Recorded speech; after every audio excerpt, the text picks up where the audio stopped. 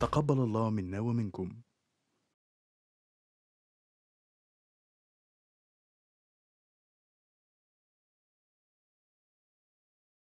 اسمي نوال. اتشرف باسمك نوال. نوال. منورانا يا حاجه نوال. حسنوا ملافظكم لأهاليكم عشان اللي بلا حالته تغم، وارجعوا عن الشقاوة اللي بتعملوها. تشوفوا أمكم تبوسوا رجليها، تبوسوا إيديها كل يوم الصبح. لو وطيتوا وتبوسوا رجليها ده قليل عليها كمان. ليه؟ عشان تعبت وشالتكوا 9 أشهر في بطنها، وتعبت كتير وشقيت. ويوم الولادة ده بتبقى بين الموت والحياة، على ما انت تنزل للحياة. وشوف بقى تعبت ايه، كم مرة وديتك المستشفى، كم مرة الدكاترة، كم مرة. يعني تعبت في الحياة، والحياة وريتنا العذاب على ما طلعتوا بني آدمين، وعلى ما طلعتوا رجالة بيوت، وتتجوزوا وتفتحوا بيوت. يعني كل واحد قبل ما يعمل الغلطة في أهله يرجعها 100 مرة في دماغه، اللي هو ما يحاولش يزعل أمه ولا أبوه. عشان برضو أرجع وأكررها، اللي من غير حاله الغم. الحاجة كريمة. ده الام؟ لا، مهما كان الابن لازم يتحمل، لازم يتحمل الأم. زي هي ما تحملته وشالته وربيته، بقت تسهر عليه. المفروض هو بقى يرد لها ايه؟ يرد لها الجميل.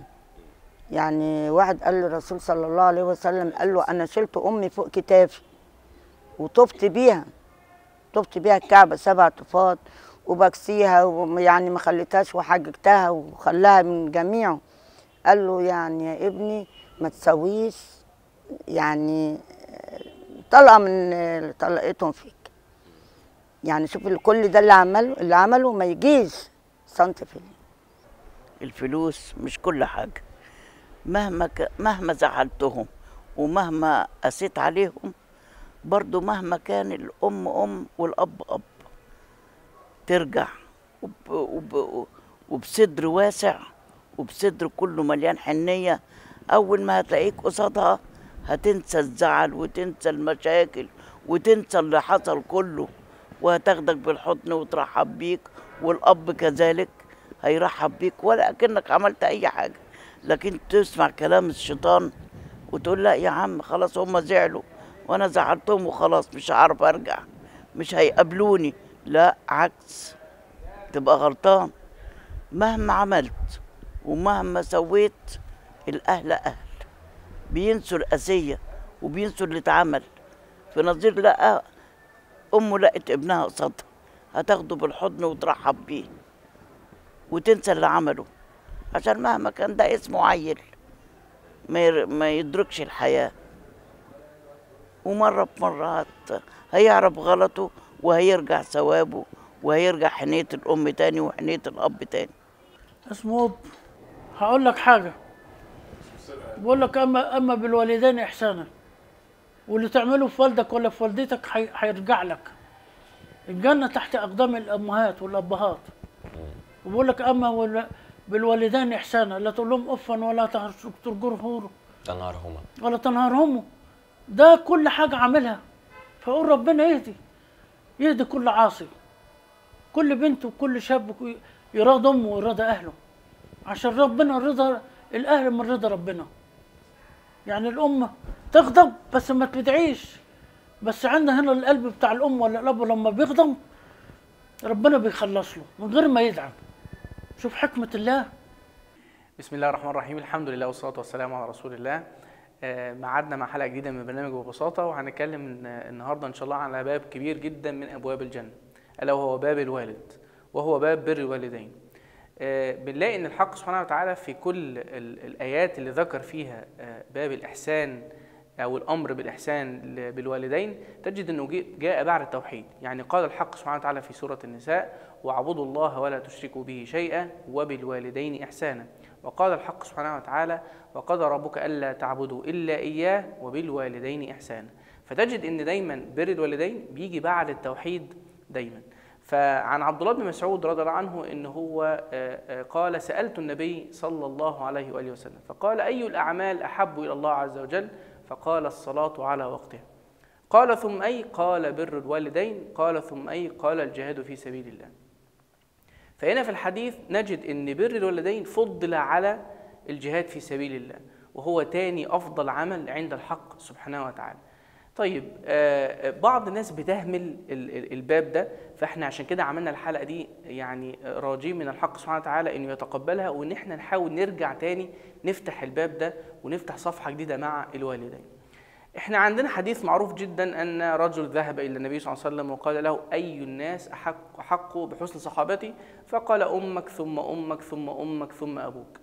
والعلماء قعدوا يفكروا ليه فضلت الام على الاب مرتين، فوصلوا إلى أن الأم يعني حملته كرها ووضعته كرها، ثم بعد ذلك لما نزل الولد اشتركت مع الأب في تربية الولد، وبالتالي يبقى الأم حملت الولد كرها ووضعته كرها، شافت حاجتين أكثر من الأب، وبعد كده لما نزل إلى الدنيا اشترك في تربية الولد. فدايما الأم ليها قدر عالي عند الحق سبحانه وتعالى. الرجل كان بيحب امرأة كما صح عند البخاري في كتاب الأدب المفرد، كان بيحب امرأة فراح يخطبها، فالمرأة دي أبت إن هي ترضى بهذا الرجل، فراح رجل تاني يخطبها فرضيت، فالراجل ده غار عليها جدا قام قتلها، فراح لعبد الله ابن عباس وقال له: يا ابن عباس إني كنت أحب كذا كذا وقتلتها، فألي توبة؟ فقال له ابن عباس: ألك أم حية؟ فقال: لا. فقال: فاذهب فاستغفر الحق سبحانه وتعالى عسى أن يتوب عليك. فطبعا كان بجوار ابن عباس كان عطاء بن يسار، فقال له: أنت ليه سألته على أم حية؟ فقال: والله إني لا أعلم أمر يتقرب به إلى الله عز وجل أكثر من بر الأم. وعبد الله بن عباس كما نعلم يعني هو ابن عم النبي صلى الله عليه وسلم، وهو ترجمان القرآن، ودعا له النبي صلى الله عليه وسلم بأن يفقهه في الدين ويعلمه علم التأويل، وقال هذه المقولة. فده باب كبير جدا وباب عظيم احنا ساعات بنغفله. قال الحق سبحانه وتعالى عن الوالدين: واخفض لهما جناح الذل من الرحمة.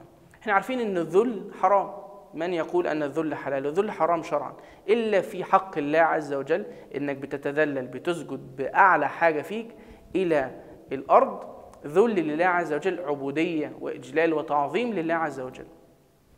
وذل للوالدين شفقة ورحمة به، واخفض لهما جناح الذل من الرحمة. يبقى باباك يقول لك يعني هات لي كذا، روح حاضر. امك تقول لك هات لي كذا، حاضر. اعمل لي كذا، حاضر. دخلني الحمام، حاضر. اكلني، حاضر. شربني، حاضر. كل حاجة حاضر. واخفض لهما جناح الذل من الرحمة. ولما سئل أهل العلم عن هذه الآية فقال: ألا تمتنع عن شيء أحبه. وقال النبي صلى الله عليه وسلم إن في 3 دعوات مستجابات لا شك فيهن: دعوة المسافر، دعوة المظلوم، ودعوة الوالد على ولده، ودعوة الوالد لولده.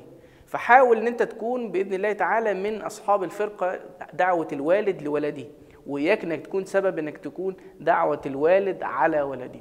ولذلك كان أبو هريرة كان رجلا ذكيا، كان لما يحب يدخل البيت كان يقول: السلام عليكم ورحمة الله وبركاته يا أماه، اللهم ارحمك كما ربيتني صغيرا.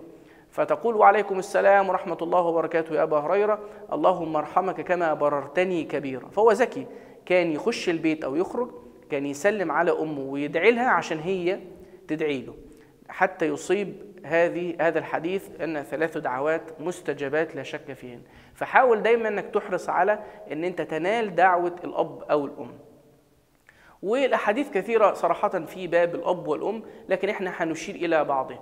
منها أن النبي صلى الله عليه وسلم قال أن من الكبائر أن يشتم الرجل والديه، ودي حاجة صراحة انتشرت جدا جدا بين الشباب، وهو ان احنا بنهزر بينا وبعض، انا اشتم ابوك وانت تشتم ابويا، وانا اشتم امك فتقوم تشتم امي.